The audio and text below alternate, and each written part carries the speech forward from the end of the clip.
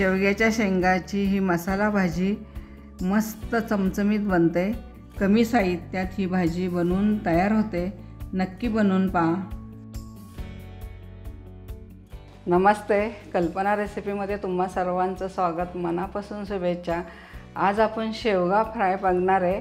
एकदम चमचमीत आणि झणझणीत होणार आहे हे।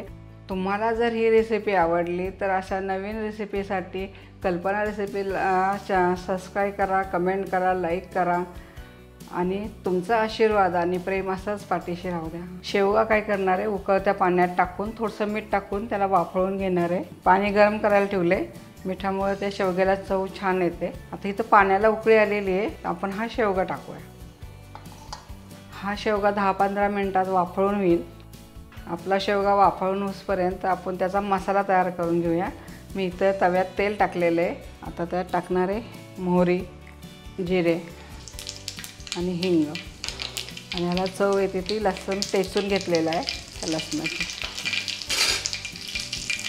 कांदा, हा कांदा सोनेरी रंगावर छान परतून घ्यायचा आहे।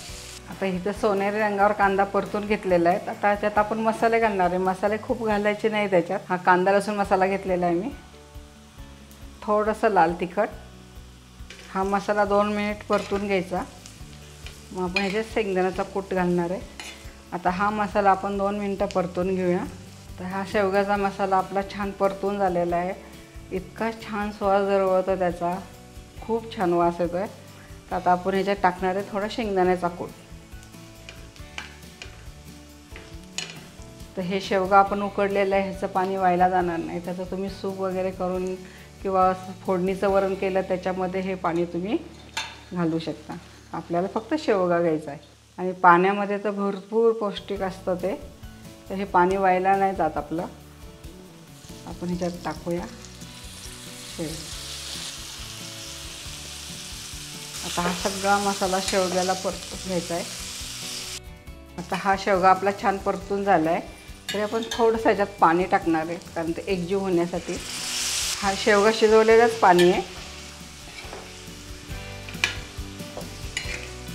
तर आपण आता शेवटी टाकणार आहे मीठ, कारण आपण शेवगा वाफवताना मीठ टाकलं होतं। आता ह्याच्यात थोडं कमी टाकायचं।